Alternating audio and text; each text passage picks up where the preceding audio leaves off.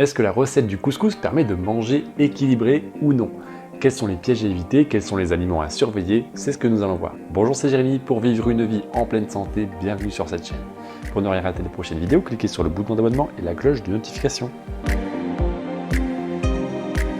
Je me suis dirigé vers la recette la plus traditionnelle que j'ai pu trouver. Je ne suis pas un spécialiste, mais si j'en dis trop, surtout n'hésitez pas à me le dire dans les commentaires. Par rapport à ce que j'ai trouvé, j'ai balayé le plus large possible. La première famille d'aliments que l'on retrouve, ce sont les viandes avec l'agneau, le poulet, la boulette de viande ou encore les merguez. Concernant le poulet, c'est de la viande blanche, elle est riche en protéines et en minéraux. D'un point de vue général, c'est correct.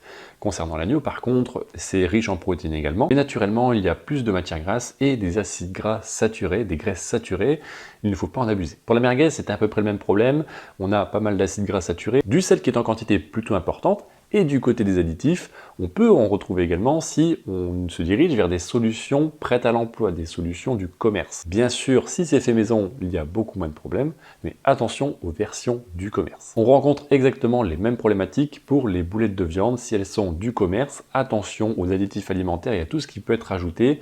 Elles ne sont pas recommandées à une bonne santé. Maintenant, la deuxième famille d'aliments que l'on retrouve dans le couscous, ce sont les légumes qui occupent une grande place dans l'assiette avec l'oignon, la carotte, le navet, la courgette, le poivron, la tomate ou encore le céleri. Et là je dirais peu importe le légume parce que ça reste des légumes. Et quoi qu'on en dise, ce sont des aliments qui sont faibles en énergie, faibles en calories, donc très adaptés à une bonne santé. Il y a un très bon apport en fibres, en vitamines, en minéraux, surtout si l'on consomme le jus. Effectivement, la cuisson va diminuer la quantité de certaines vitamines, de certains minéraux par dilution ou par agression de l'aliment avec les températures, les fortes températures liées à la cuisson. Donc forcément, un légume cuit est toujours un peu moins intéressant pour la santé, pour fournir ce qu'il contient naturellement par rapport au même légume qui va être cru. N'empêche qu'on ne peut pas tout consommer cru non plus tout le temps. Ça ne veut pas dire pour autant que c'est mauvais de manger des légumes crus, attention. Il ne faut pas hésiter à utiliser le jus de légumes. Bon, et puis il faut le rappeler quand même, des légumes cuits dans un couscous, c'est super bon. C'est un plat qui est déjà plutôt complet par rapport à ce qu'on vient de présenter, mais il y a encore un peu d'accompagnement avec les pois chiches et la semoule. Les pois chiches sont excellents en source de protéines, en fibres, en minéraux.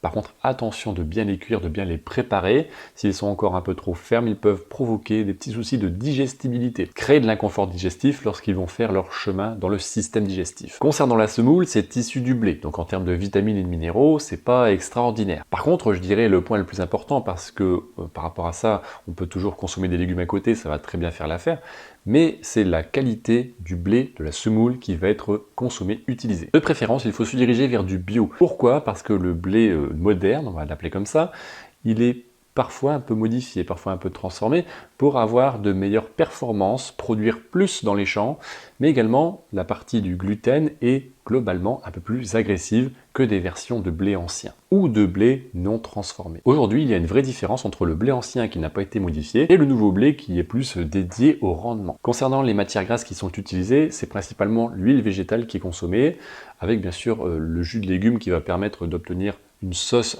à couscous tout simplement, avec les épices qui vont y être ajoutées. L'huile végétale, ça ne pose pas de problème en soi, bien sûr, attention à l'huile qui est utilisée, de ne pas non plus trop en utiliser. Aller vers des matières grasses qui contiennent des oméga 9, c'est également un avantage parce que beaucoup de personnes en manquent encore aujourd'hui. Comme je l'ai dit tout à l'heure, il n'y a aucun souci à consommer le jus de légumes, bien au contraire, c'est ce jus-là qui va être chargé en vitamines et en minéraux qui se transmettent dans les liquides. Pour les épices utilisées, il n'y a aucun souci, riche en vitamines, riche en minéraux encore une fois, il ne faut pas hésiter à en consommer. Par contre, encore une fois, c'est attention à la provenance, attention aux méthodes qui ont été employées pour obtenir ces épices justement. Malheureusement, on peut avoir les mêmes problématiques que pour beaucoup d'aliments aujourd'hui, c'est le traitement chimique qui peut être utilisé pour cultiver les plantes et cultiver ces épices. Voilà un peu tout le détail de tous les aliments et de tout ce qu'ils peuvent apporter, ça fait beaucoup d'informations et j'aurais pu encore beaucoup plus détailler sur les aliments. Après, c'est pas l'objectif de vous noyer dans l'information, mais aujourd'hui, est-ce que le couscous est une recette adaptée à une bonne santé ? Oui, le couscous est un plat équilibré s'il est préparé maison, c'est-à-dire que l'on va utiliser des légumes qui sont de préférence naturels, qui ne sont pas modifiés, qui ont une culture qui est respectueuse de l'environnement. Pour les viandes, il n'y a pas trop de soucis également. Attention à la consommation de viande grasse, de ne pas en abuser quand même. Ça peut déséquilibrer par rapport à l'apport en acides gras saturés, par rapport aux autres sources de matières grasses qui sont contenues dans le plat. Par contre, pour la viande blanche, le poulet, il n'y a aucun souci. Attention toujours, pareil, à la qualité des ingrédients que l'on va mettre dans l'assiette. Concernant l'accompagnement, il n'y a pas de souci particulier, les pois chiches vont être très intéressants. Par contre, le petit bémol par rapport à la semoule, il ne faut pas en abuser. Comme on l'a dit, c'est un aliment qui n'est pas spécialement nécessaire à la santé, il va apporter très peu de choses.